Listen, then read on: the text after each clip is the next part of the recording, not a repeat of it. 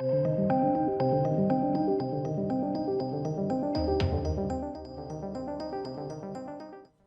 ladies and gentlemen. Now, we all know that a lot of critics will disregard reviewing things simply because it's not from the right individual. We also know that a lot of critics can be bought and paid for. And we also know that a lot of we're talking very mainstream media here, critics can be essentially very, very biased. Now, one of those biases has come in the form of Chris Pratt. He seems to really irritate people. I don't know. I mean, I know why. Like, it's because he's very, I'm a Christian. Like, it seems his sort of like wholesome approach, nah, they don't like it. It's really weird. So anything that he's in, generally speaking, gets slammed. Now, take that plus Navy, US Navy SEAL, the terminal list, and it's a whole world of nonsense. So the author's come out, and the author's great. I would expect nothing less from the author of the terminal list. But he's come out and basically said, yeah, they're all just triggered. They're all just triggered, which is true, I would say. So the terminal list author responds to negative reviews of Chris Pratt's series and says critics are triggered by the show. Now, when we look at, whether responses are justified or not, because we often get a lot of the directors coming out and saying, the people that didn't like it are just trolls. But there's been reviews about this saying it's a right-wing conspiracy fantasy or right-wing like revenge fantasy and all this kind of stuff. So there's a very clear bias there.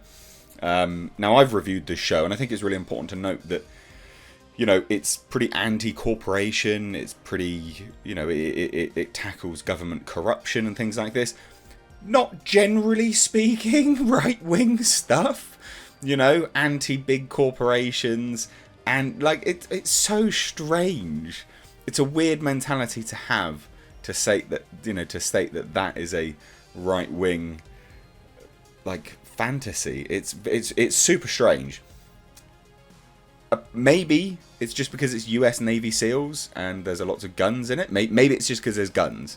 I couldn't understand it when I started to look at this to do my review and pull the names down and just make sure I got everything right. I was like, what? Why are people saying this? It was so very odd. But anyway, author's great. Absolutely fantastic. So Jack Carr, and he's great on Twitter as well. So the author of the novel that's the basis for the Chris Pratt starring Amazon series, The Terminal List, is speaking out about the negative reviews of the show. And again, ordinarily, we look at these kind of kickbacks as, just nonsense. But I think he genuinely has a point, quite frankly. So Jack Carr, a former Navy SEAL himself, whose novel was published in 2018, appeared on Tucker Carlson Tonight on Friday, which won't do anything to help the sort of opinion of those critics, because they think it's a right-wing revenge fantasy as it is anyway. But yeah, so Tucker Carlson pointed out that there appears to be a wide discrepancy between the reaction of the critics to the drama series and that of other viewers. So the show, which debuted earlier this month and centres on Navy SEAL Commander James Reese learning more about circumstances behind his platoon getting ambushed, the audience score is 95%, so a fantastic audience score, and then the critic rating is 43%. I mean, that is a stark comparison, isn't it? Like, that's hugely different. Now, when asked for his take, Carr seemed to suggest that politics is to blame, and it is. Like, when you look at what they're slating the show to be, it is politics. Now, he says it falls right in line with everything that I understand about the current culture and climate in America right now, Carr said. It seems to have triggered quite a few of these critics. But it doesn't even seem... To me, I never watched it and was like, oh, it's right wing. There was nothing about it that appeared to be right wing. It doesn't appear to be left wing either. Like, it's not right or left wing. It just seemed to be, again, like a bit of a throwback. Like, it reminded me of Rambo and things like that. I didn't get that. But again, individuals read into it however they want. So the 95% viewer rating, audience rating, makes it all worth it.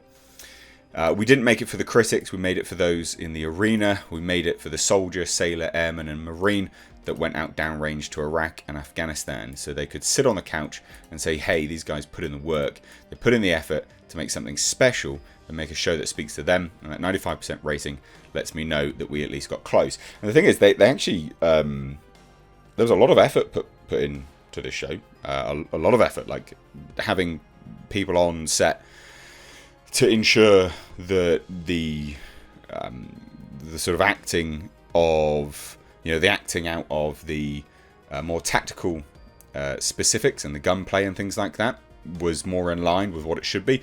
They spent a good amount of hours perfecting it and making sure that it was correct. So Carr, who's an executive producer of the series alongside Pratt and Antoine Fuqua, read excerpts from a number of reviews and said that one critic asked what to even call a show like Terminal List. This led to the author to quip that you call that the #1 series on Prime Video. Well, I mean, it is, yeah, again.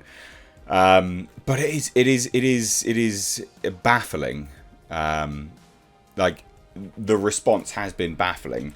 Again, I can put it in here, the Terminal List review on Google.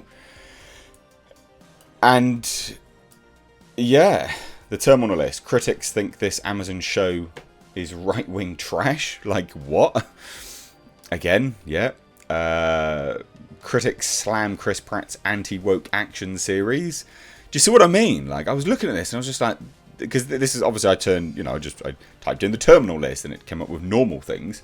But if you type in the Terminal List reviews, I mean, Jesus, it's very strange in terms of, what they're trying to do.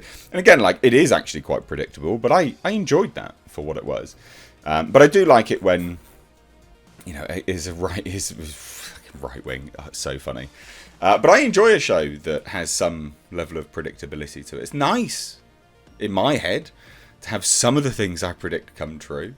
So let me know what you guys think of this down below. If you're new here, do hit subscribe. Thank you all so much for your continued watching and viewing pleasure. I do appreciate it. Please do send me things you want me to cover over on Twitter at MrHReviews or via my email down below in the description box. Cheers. Take care. Also, ladies and gentlemen, consider checking out my Teespring store. Supporting the channel via this way does go a long way. But also, not only that, you do get to wear some awesome merch. These are one-of-a-kind designs designed for me by my graphic designer. We, of course, have our Clown World line, which is in mugs, hoodies, t-shirts. We've got Space Jeebus. And then for something a little bit different, we, of course, have right down at the bottom right here, we have our Pulsar GTIR. Also, ladies and gentlemen, consider checking out and supporting my second channel, which is Car Nonsense. This is a vlog and car channel. You can find links to this in the description box, along with my Teespring. Please do consider supporting.